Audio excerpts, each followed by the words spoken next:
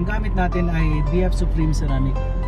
So ito yung pinaka highest heat rejection film nila. As you see, maganda yung visibility natin, malinaw even if makulimlim yung panahon.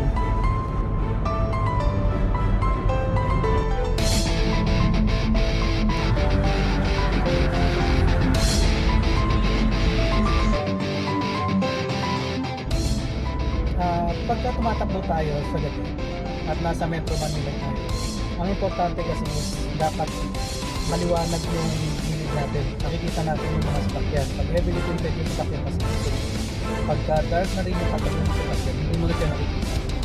Pero now that I'm using ceramic film, maganda pa rin yung visibility niya.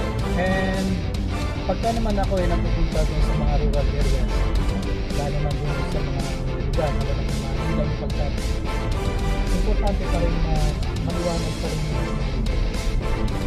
So I'm thankful na gumagamit ako ng earphone. Maganda pa rin. It's okay. Recommend.